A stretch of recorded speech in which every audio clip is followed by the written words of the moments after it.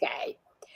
Fabrizio, ti ho scomodato perché ho bisogno di te per dare alcune chiavi di lettura sul tema della facilitazione, perché li ho inserito ben 2 capitoli all'interno del mio libro e è una tematica per me importante. Chi più di te, che sei il padre della facilitazione maieutica, che sei il mentore dei mentori, l'ho scritto anche nel libro, mentore con la M maiuscola, perché attorno a te si sta creando una community che ci sta facendo crescere tutti insieme verso un cammino condiviso. Per cui direi proprio rompiamo subito il ghiaccio e diciamo alle nostre ascoltatrici e ai nostri ascoltatori cos'è la facilitazione. Allora, intanto volevo dirti che per me è un onore essere nel tuo libro.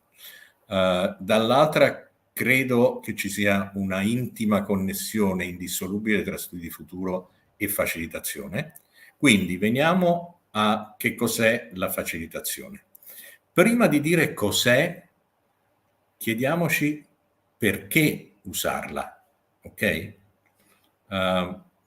Allora, la facilitazione è necessaria quando nessuno ha tutte le risposte e quindi abbiamo bisogno delle risposte di tutti, proprio perché non sappiamo neanche se esista una risposta giusta. Quindi più risposte abbiamo, più abbiamo la possibilità di selezionare o di scegliere o di avere più opportunità per affrontare le sfide che abbiamo davanti.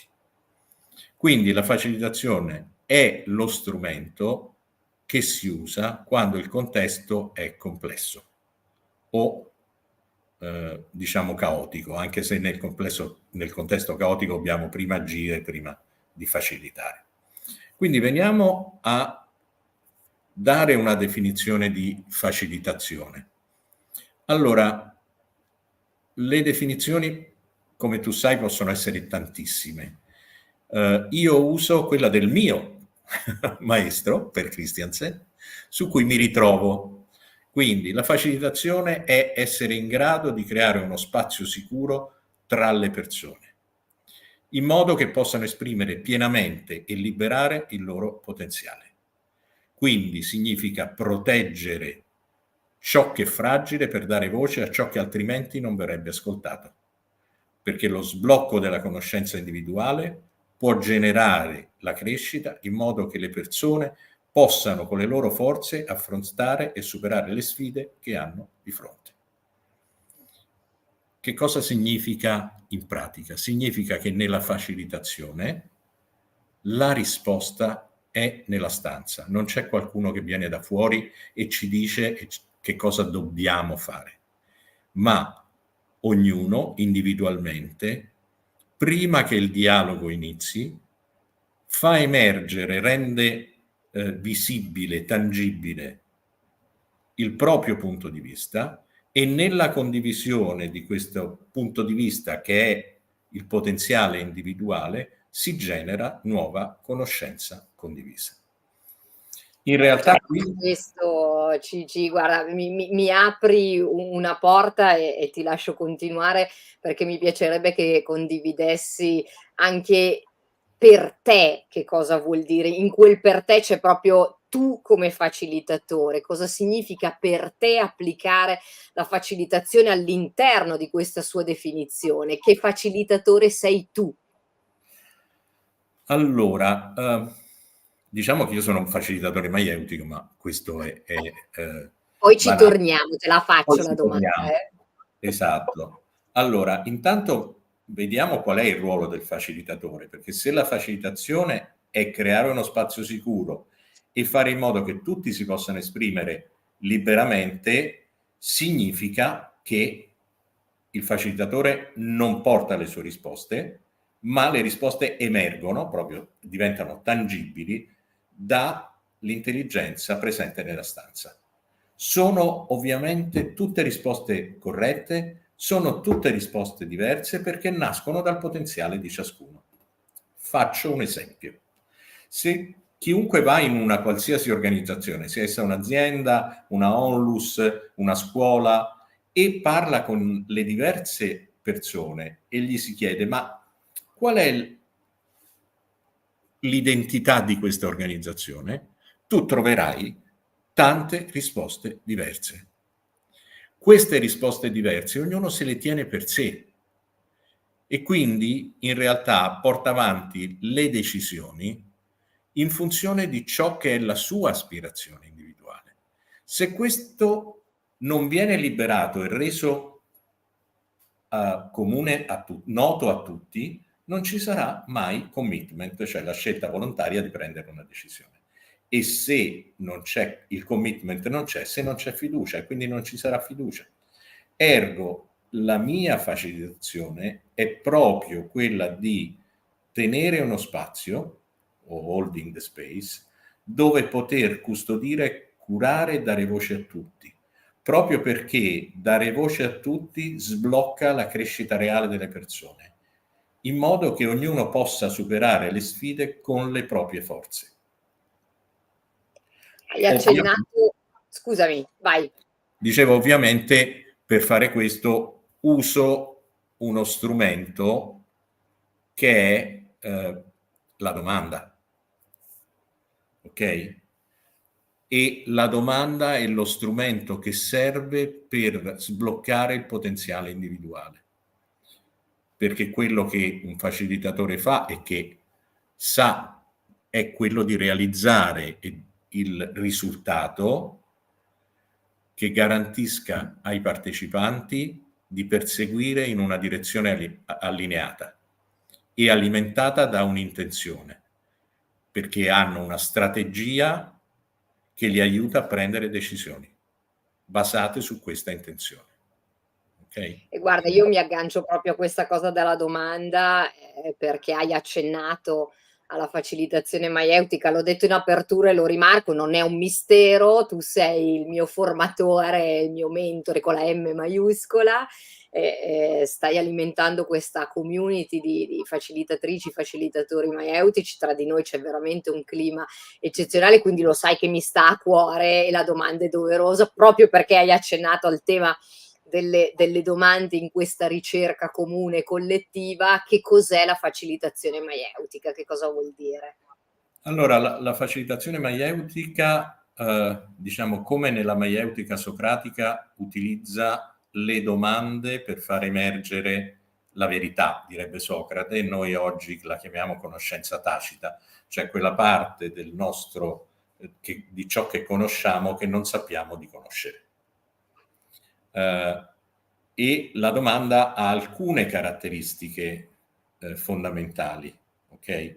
E non è una singola domanda, anzi, alle volte se io voglio ottenere un risultato e faccio direttamente la domanda iniziale, non ottengo la risposta giusta, perché, come dicevo prima, la verità è dentro di noi e spesso questa conoscenza tacita non è nota a noi stessi.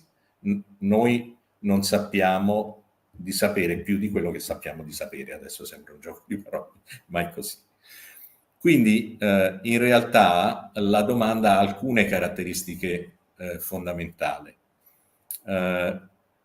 perché è una domanda che crea conoscenza e questa conoscenza crea la competenza necessaria a rispondere a una domanda successiva e infatti è spesso un processo maieutico, è una sequenza di domande.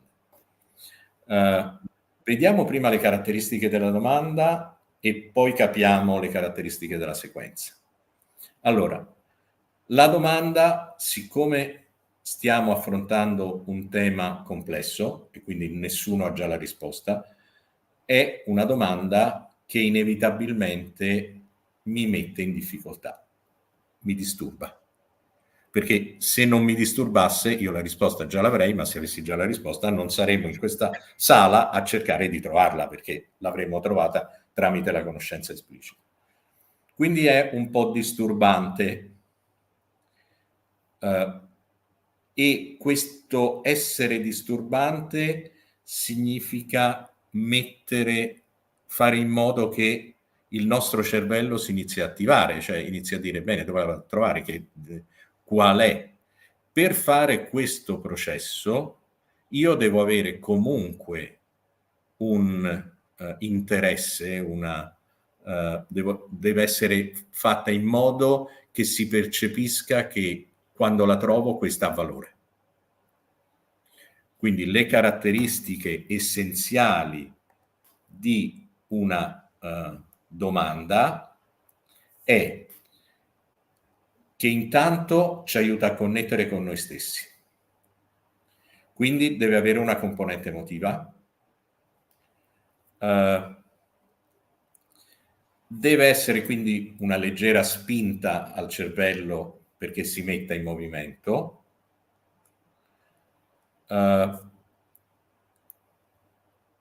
e perché questo possa garantire che ci sia del valore nell'andare a trovare la risposta nella conoscenza tacita, è proprio necessario quello spazio sicuro che il facilitatore va a costruire.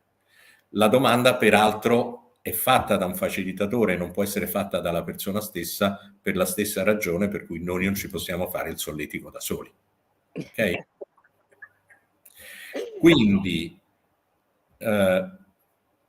in qualche misura, la domanda ci deve disturbare perché deve essere stimolante, deve portarci a far emergere qualcosa che non sapevamo di sapere, quello che gli americani chiamano insight, e in un ambiente sicuro siamo abbastanza coraggiosi da farla emergere, perché nulla di fragile sarà rovinato.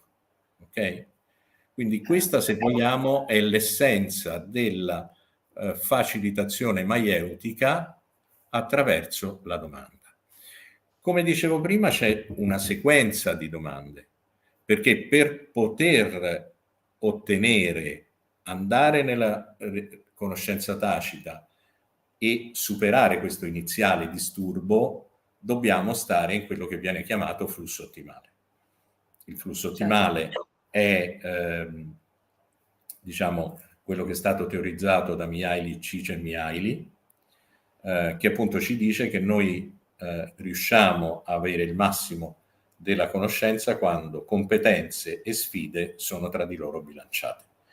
Quindi il facilitatore non solo deve tenere il campo, non solo deve creare uno spazio sicuro, ma deve anche fare in modo che i partecipanti siano perennemente nel flusso ottimale, perché nel flusso ottimale ci sentiamo bene e diamo molto di più. Adesso non voglio dare ulteriori dettagli, rimando a tutti i dettagli che probabilmente tu e io abbiamo già scritto nei libri e nelle tante cose che potremmo dire rispetto esatto, nelle pratiche, anche perché così poi in realtà poi ti cercheranno sicuramente. Io approfitto del tuo tempo perché in realtà tutte queste cose che stai condividendo, anche qui non è un mistero che siano per me importanti, tanto da farla diventare una sorta di, la dico battaglia, ma battaglia tra virgolette personale, di portare la facilitazione, in particolare proprio la facilitazione maieutica all'interno del Futures and Foresight,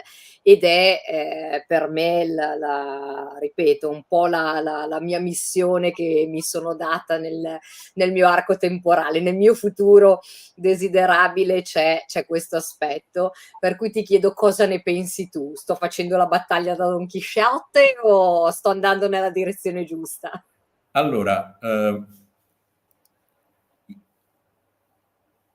pensare un futuro che non è un futuro tra un'ora, ma è tra qualche decennio, è di per sé un qualcosa di complesso. Non solo, ma il risultato che noi vogliamo realizzare è anche un risultato che molto sfidante e che richiede parecchie competenze.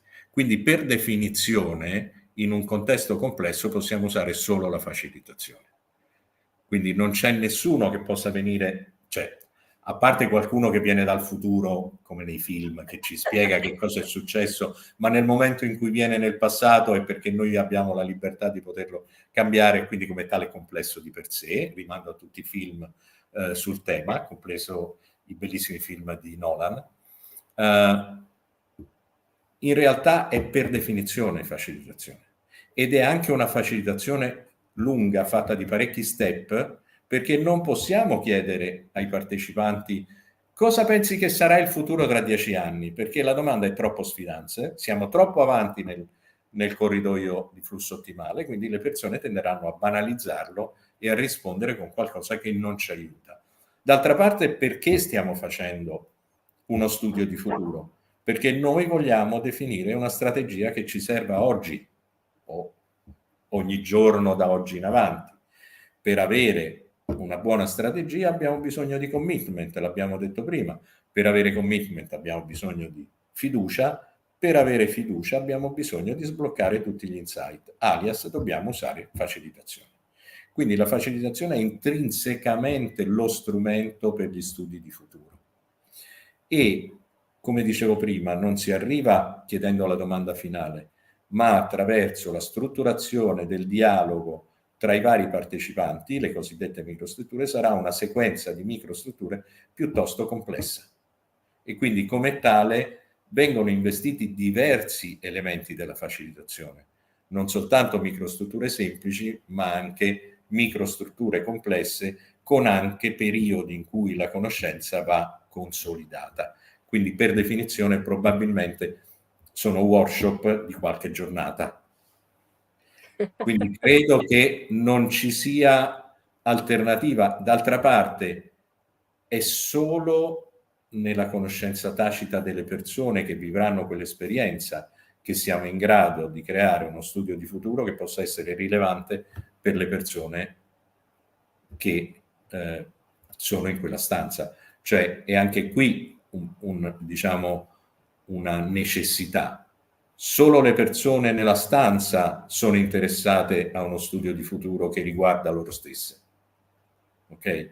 Nessuno è interessato a uno studio di futuro che riguarda qualcun altro che non c'è nella stanza, perché non ci sarebbe quella parte di conoscenza tacita. Fabrizio, sei stato veramente generosissimo nel condividere con noi questi aspetti, per cui da parte mia un grazie gigante. Grazie a te e non vedo l'ora di leggere l'intero libro con tutto quello che ci hai messo dentro e che ci sarà in contorno. E come ti ho detto prima, Assolutamente. sono onorato di essere parte di questo progetto, ma credo che questo progetto sia uno dei progetti più importanti della nostra community. Grazie, grazie Fabrizio.